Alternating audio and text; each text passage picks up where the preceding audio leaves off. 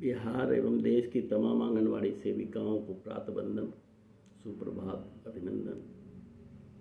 सेविकाओं, trade union और राजनीतिक दल के द्वारा बुलाए गए धरना प्रदर्शन को विफल करने के लिए आप सबों को बहुत बहुत हार्दिक बधाई। आपने यह दिखा दिया है कि आप एक सच्चे राह पर चलने के लिए तैयार हो गए हैं, एक अस्थायी समाधान की ओर अग्रसर हो रहे हैं, जहां अस्थायी निदान की प्रत्याशा बढ़ी है।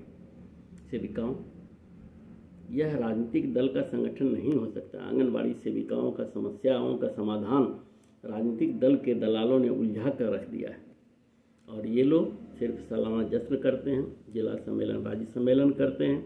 उन सम्मेलनों और राज्य सम्मेलनों के जरिए आपका धन दोहन करते हैं और सालाना जश्न की तरह पटना में, दिल्ली में रैलियां करते हैं और धरना प्रदर्शन के द्वारा आपको ऊर्जान्वित करने का एक विफल प्रयास करते हैं, जिसमें उनकी मंशा सिर्फ यही रहती है कि आपके धनबल का कैसे उपयोग किया जाए।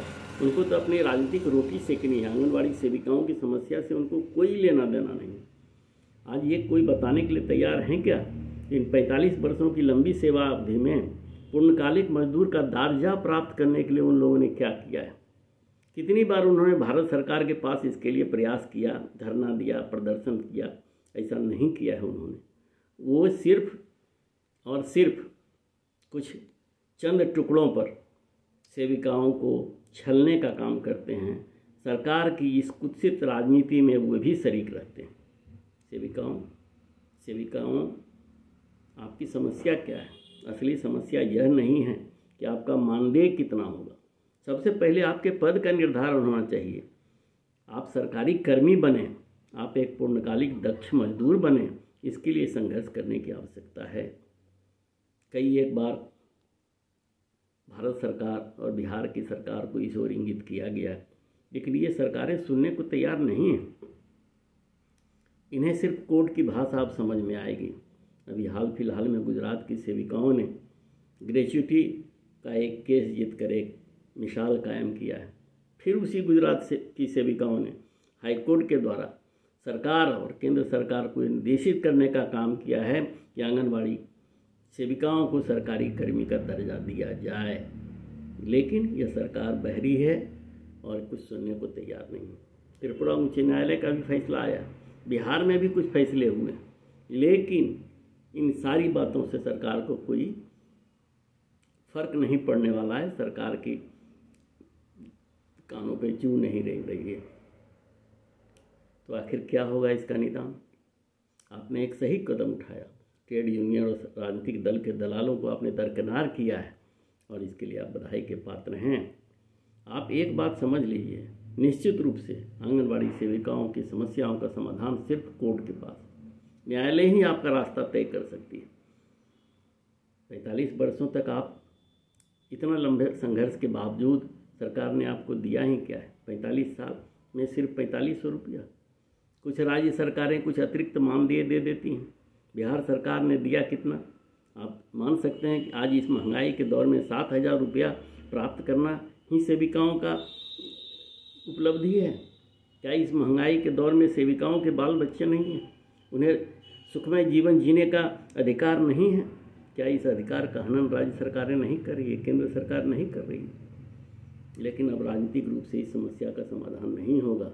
आइए हम सब मिलकर चलें कोर्ट, और कोर्ट में ही इसका निर्णय किया जा सकता है। अभी कुछ एक संगठन ने कुछ दिन पहले निदेशक महोदय से वार्ता की है।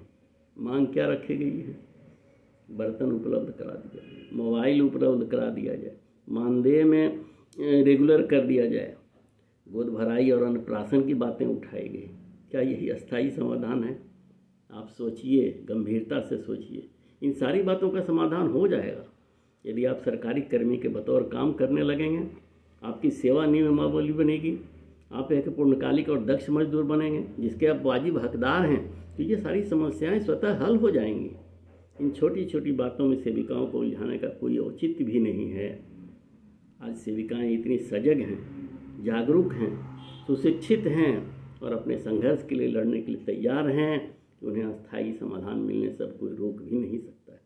आपको यह जानकर प्रसन्नता होगी कि हमारे संगठन राष्ट्रीय आंगनवाड़ी सेविका महापरिवार की ओर से कोर्ट में एक रिट दायर करने की पूरी तैयारी कर ली गई है और जल्द ही आपको यह सूचना मिल जाएगी इस रिट के द्वारा क्या क्या मुद्दे उठाए गए हैं।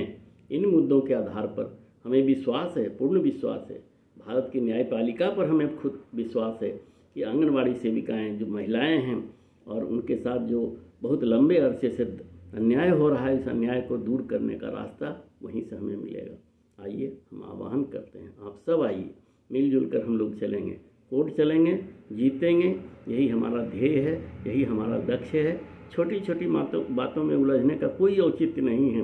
निदेशक महोदय से यदि आपको बर्तन मिल जाते हैं, आपके मोबाइल की भरपाई हो जाती है, आपकी अन्न प्राशन और गोद भराई का कार्यक्रम हो जाता है, इससे क्या अस्थायी समाधान मिलने वाला है? क्या आप इसी के हकदार हैं? 7,000 रुपया में दिन भर की काम करने के बाद आप 7,000 रुपया मासिक उठा लेती हैं, इसी को अपनी उपलब्धि मानती हैं।